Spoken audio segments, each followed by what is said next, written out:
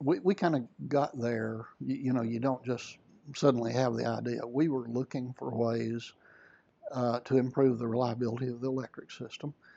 If you go back 20, 25 years ago, we were in trouble. We were having a lot of outages. Our customers were unhappy. We were getting a lot of complaints. And I took over the operations of the company and we started looking at ways to improve reliability. We did everything we knew how to do and we still weren't satisfied. We thought, okay, in the future, we're going to have a more reliable system than we've created. And that led us to thinking about the idea of communications. That would mean if we had a car hit a pole, that they would have to dispatch somebody to the field. They'd have to radio back in where they found the problem, where it was at. These folks would look at maps and decide, okay, I can open this switch and close this switch. I can open this other switch and close this switch. And then they'd radio those back out as execution steps to the folks in the field. Today, all of that takes place within a few seconds automatically. And so part of their job that's changed is now they have to make sure that the automation is working correctly. So it's again that layering. Instead of doing the physical switching, now they're making sure that the automation that is doing the switching is in service and working correctly. So first and foremost, the fiber network is the communications backbone for the smart grid, so it makes our electric system more reliable. And as a result of that, revenues generated from the fiber side are used to pay off the infrastructure costs on the electric side, and that was by design from the beginning. Something as remarkable is happening in the United States. We are seeing a radical change in the spatial geography of the innovative economy. It's really collapsing back to the cores of our central cities. And Chattanooga, I think, and this is something that will really be the follow-up from this trip, is creating almost a different model of how that innovative economy grows. So I would definitely agree with the thesis that there has been a decentralization of innovation. And in fact, I would argue that what we have now is kind of a hyper-regionalization of innovation. They could be in Tel Aviv, they can be in Silicon Valley, they could be right here in Chattanooga. The world has changed such that now it's about the individual, not so much the city or institution. We live in times of disruptive change, and we live in times where even the larger companies are at risk. You know, it's often been prophesized that 40% of the Fortune 500 companies are going to be obsolete in 10 years.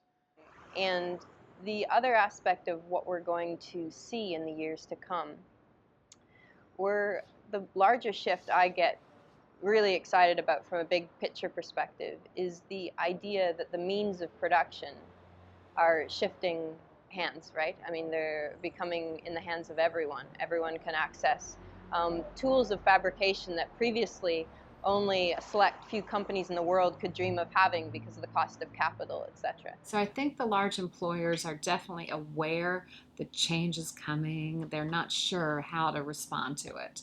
And I think there's a great opportunity for more dialogue around that. I think a gap that Chattanooga has had. You have all the large employers over here, and for the most part that's been our constituency. And then you have the startup community over here. That has to change. And to me, this idea of digital literacy, of building in those skills, that's a big part of the sustainability.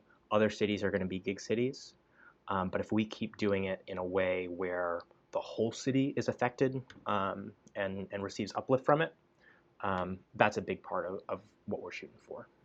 The trick is to really get people to not think of, oh, there's this special sector called technology, and if I'm not a coder, I'm not part of that. No, we're all part of it, and all of our lives are impacted by technology.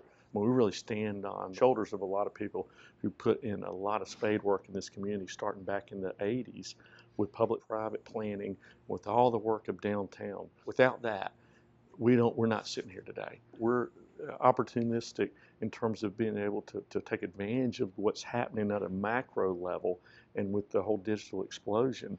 And then with the things that we were doing already as a community with this confluence of things happening, I think it's just a perfect storm and what a great place to be. I also think the whole democratization of ideas, of capital, I guess we'll probably talk about that, again, we're able to ride that wave right now at a perfect time.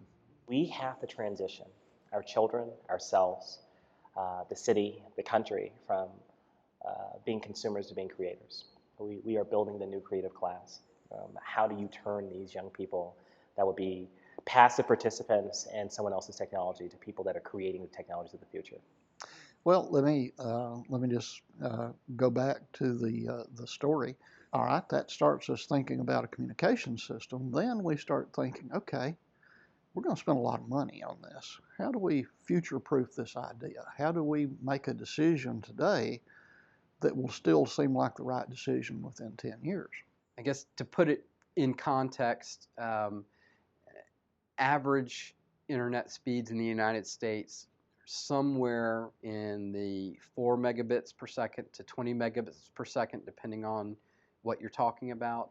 So here you have a mid-sized city in the southeast and a utility that is locally owned, looking at their own strategic plan and saying, we can do this. I mean, we want that when other cities have deployed it, that they say, well, you know, this is what they've learned in Chattanooga, and this is how we take it, and this is how we monetize it, and this is how, you know, wealth will get created in this community. I feel quite certain. And I think people from around the country will look at Chattanooga and say, what happened? It was an incredible confluence of events and people coming together in 2008, 2009. Create Here, the organization was set up and really trying to attract more of the creative class and try to create more of the creative class. And it's like, well, they need business planning. And then entrepreneurs are creators. I mean, that's what they are. So it's like, well, let's help business people. We started trying to bring everybody to Main Street as part of the Innovate Here program. And so that was huge, getting us together. And at the same time, some of us were working on the for-profit Angel Fund piece and CoLab. And then Lamppost Group was kind of coming together. This group. So all of a sudden you wake up and also you had the gig. So at the time they're laying fiber throughout, you know, the service area. And so all these things were happening. And all of a sudden, it was kind of amazing how organically it all happened, and just different people taking a piece of the puzzle and saying, I want to run with this. You know, EPB has been working on their whole smart grid and fiber deployment for 15 years. But it wasn't really until 2010 that they felt comfortable that the technology that they had deployed, both in the fiber and in the smart grid technology, was going to exceed their expectations of what they hoped. And so a lot of folks in this community knew and heard of smart grid and fiber, but there hadn't really been an energy level of, you know, let's get ready for it, let's go do it. Because I think that, you know, that EPB and Harold DePriest's philosophy is let's don't talk about it, let's do it. So I asked my technical guys one day, how difficult would it be if we just doubled everybody's speed? He was there and they're explaining what the gig was, and it was a bunch of, you know, some white-haired folks and CEOs in town, a lot of my friends, and Alan stood up and he's like, wait, you can get a gigabit to your house. And he goes, I don't think anyone in here understands what that means. If you think about the internet and the explosion of new companies and things that occurred with the advent of the internet, starting in the early 90s and really continuing up until today, was how do we do as much as we can with slow, unreliable networks, right? I mean, how much ingenuity has gone into compression? And the fiber network represents this opportunity to say, okay. Now, what's crazy is, I mean, our developers and some of my partners actually on the weekends test the speeds and stuff. Like they're using big data just to like see if they can rev it up, and they have fun with it and play with it. And that can easily be seen as a draw to bring additional research, additional projects, not only around building the engineering and the hardware and the products that are tied into software-defined networking and virtualization software and all these things that are going to really provide the engineering backbone for high-speed internet in the years ahead, which frankly I think the verdict's no longer out on that. There are multiple industries where we're now seeing that's going to be very relevant and needed. These types of networks are going to proliferate around the country. Chattanooga as a sort of test bed, as a model home, I think maybe more appropriately, right? 'Cause it's not a research project in that sense. To grow companies, to rebuild our cities, to reknit the urban fabric, essentially set the platform for this burst of activity, of inclusive prosperity in this century. So when we do it, let's make sure it happens. And so a group of citizens got together, at Harold's request in 2010 and started looking at how do we leverage that and what does that mean? And that ultimately led into Mayor Burke's Chattanooga Forward Task Force reports, so that of the 6 areas, one of the areas that we focused on was gig, technology, and entrepreneurship. What should we as a community determine our priorities are? If you really look at what we've been doing in Chattanooga for the last 30 years, it's almost the next evolution is the innovation district. We've got some unbelievable public space. Our restaurants in our downtown are about as entrepreneurial as you get, and we're seeing now a lot more housing, being announced and actually being developed. And then hopefully as we have several folks that make big hits, and that because we've got a lot of empty buildings in the area, we've got empty parking lots, full parking lots that could be buildings. We've got growth potential that that hopefully we look back in 5 to 10 years in the innovation district, as we've done now for the last 20 years at the waterfront, and saying, wow, this was the right thing to do at the right time. It's just a beautiful place. And so for the startup ecosystem, for the proximity to Oak Ridge National Labs, and then the 3D printing community that is growing and robust here, and really it's becoming a center of knowledge in the nation, especially in the Southeast. It's really the only one. Building an ecosystem is everything from thinking through like strategic real estate needs all the way to thinking about programming and how do you build culture within that ecosystem? How do you help people stay happy? And then how do you keep the businesses in the ecosystem churning and going? So it's almost like creating this entire world for people and hoping that they decide to do the same thing as their teams grow. And so, if we can just stay on the track that we're on, which is really focusing on the people in our city and continuous reinvestment, then I think that will prove itself in 15 years from now to be what our true competitive edge is. And I think that leaks beyond the business community. We have to do the same thing when it comes to education and public health and et cetera, but that's a totally different conversation. That's number one. You have to think about economic development and job value in a little different way. I think the other opportunity is really within a lot of existing companies, and they're getting us to say, how do I source and how do I get more innovation, and how do I cross over from an old line traditional business model to use technology to reinvent what I'm doing or to take new products to market. So again, I think we're ideally situated to see that, to have that happen. I also think that Tennessee is ideally placed, and we're seeing this to help attract more of the larger tech companies, the so-called unicorns, to this area to open up satellite offices. So what they can get here in Chattanooga or anywhere in Tennessee relative to what they're paying in California or New York. And what's really cool, I think the big drawback a couple of years ago for them would have said, can I find the talent and the folks who can help me build from a 10-person to a 50-person to a 150-person satellite office?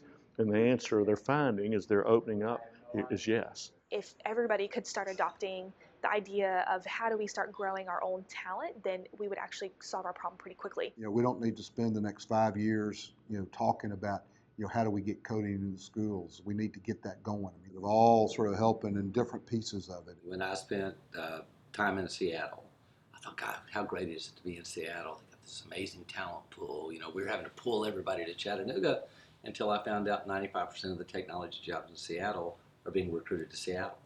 Their talent pipeline's not full either. And then we leave there, we go over to Portland. They got this big innovation thing going on in Portland. Major resources, major money. 92%, all their talent recruited from outside of their state. So we're not alone.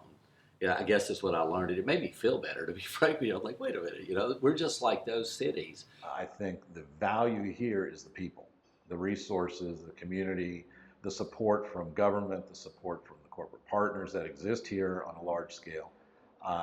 But most importantly, it's bringing everyone together. And that's the true art form that CoLab brings to the table. The leadership here has been instrumental over the past few years in creating, not in a vacuum, but in the real world, a successful organization. After laying the groundwork, for a few years, now is really the time when it actually matters to a startup level venture where angel funding could make a possible difference in your fortunes, right? Sort of like social networks grew up on the first generation. Email happened, social networks happened, 5, 7, 10 years separating them. Internet 2 happens. Well, what are the kinds of things that you're going to do on top of that? And then the startups come in. This is the way it works, right? So one of the things that we really working at in Gig Tank this year is to establish a really robust partner network of these scaled companies who are getting ready to stake out their positions or have staked out their positions in this rapidly developing space, and introduce them to those very early stage thinkers. And so it's going to be a lot of fun this summer to watch that play out. Have these little startups that have only raised, I mean, in some cases, less than $50,000 invested into them. Next thing you know, they're talking to multi-billion-dollar corporations, exploring what a relationship could look like. That's something that's not easy to pull off if you're just working out of your garage, but it can really help accelerate that growth. So get things done with less time and less cost, get the right things done in the right order, and accelerate the relationships that are going to drive your business forward. That's what makes a good accelerator. And as long as we keep it simple and focus on those three things, and we make sure that we focus on those three things for whatever industry we want to go after, we're going to have a better chance of winning. In 1995, there was this cool new technology that everyone said was going to take over the world. Over the next few years, an astounding number of people and devices will connect to the internet for the very first time. This incredible rate of growth will drastically alter the internet as we know it today.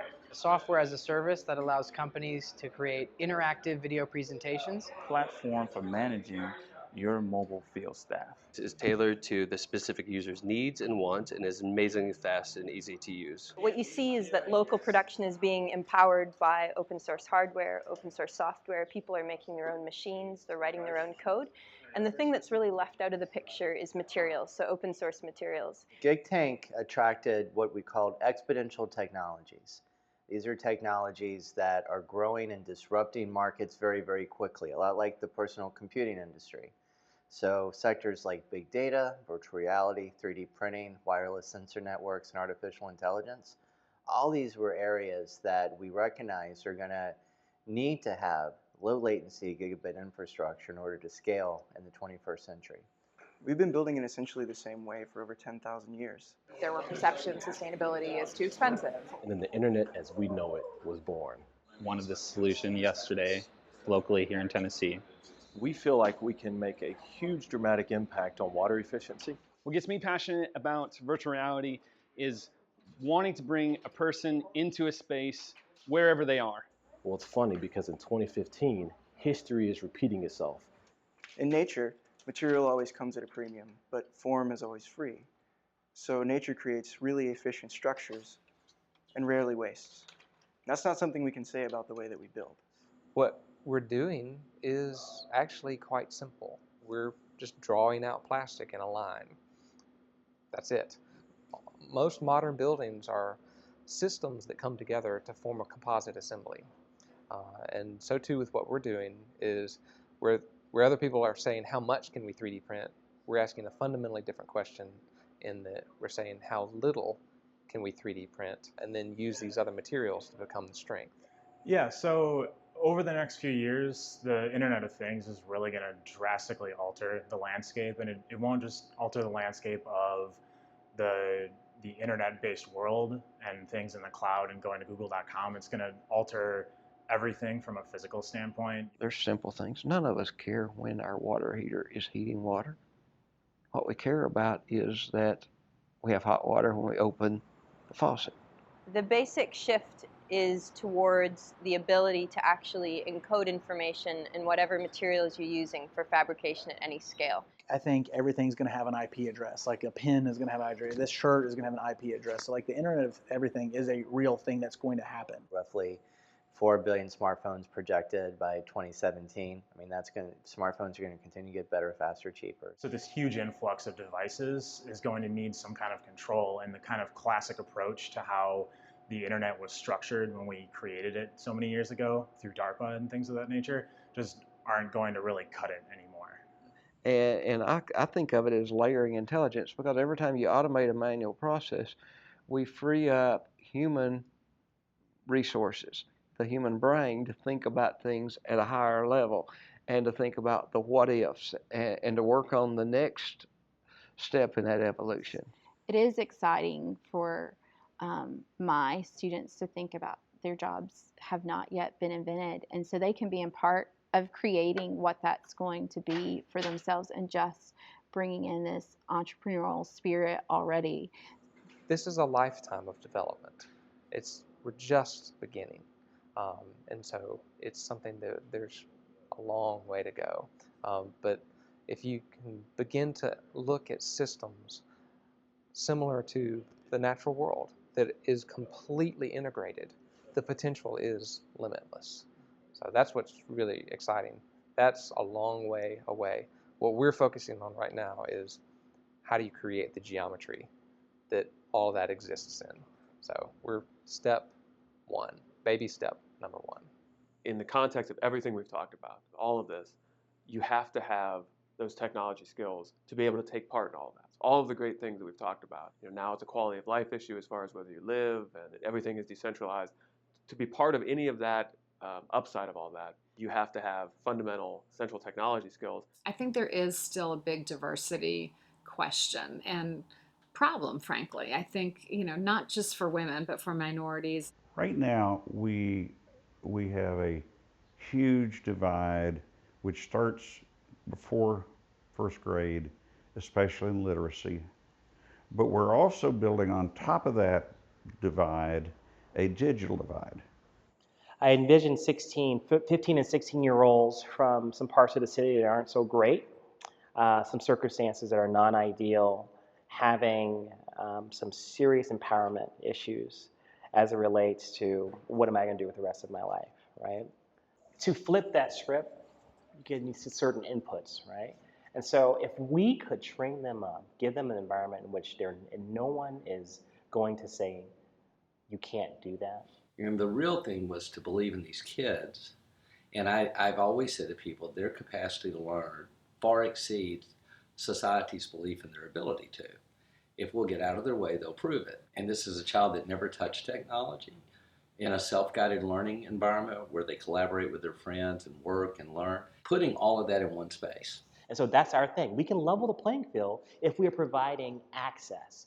I just really wanted to give them that opportunity and see how that could impact the world. It wasn't what I had intended, right? That wasn't my initial idea. It was about stuff. It was about filling the space with equipment. And now it's really about empowering students. It's not a keyboarding class. English isn't, quill-based or whatever. We've got startups, we've got entrepreneurs, we've got, VC funding. We've got all those little pieces happening that education isn't shut out, that there's a place for our teachers on, again, like literally the same stage as our startup folks, and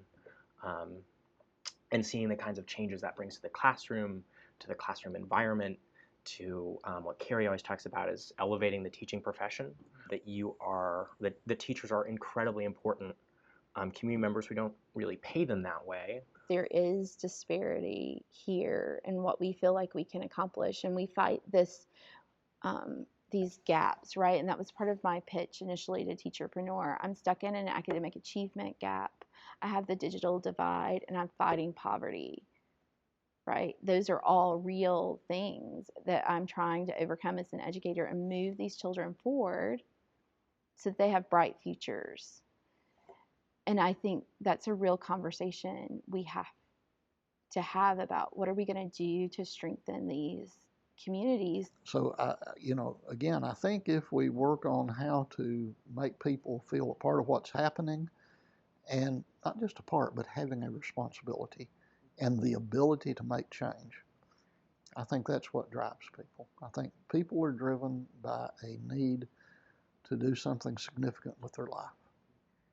And if we give them that opportunity to do that here in Chattanooga, we will have some incredible people doing some incredible things. Really think through how do we start taking what's happening inside of our four walls and externalizing it to really affect the rest of the community. And come out and see what's happening here, because it's really incredible and you don't want to miss it. And I just think Chattanooga has the opportunity over the next 3 years to be one of the top 2 or 3 kind of startup ecosystems and new ecosystems across the country. And people are realizing that, so we need Chattanoogans to help support that and make it happen.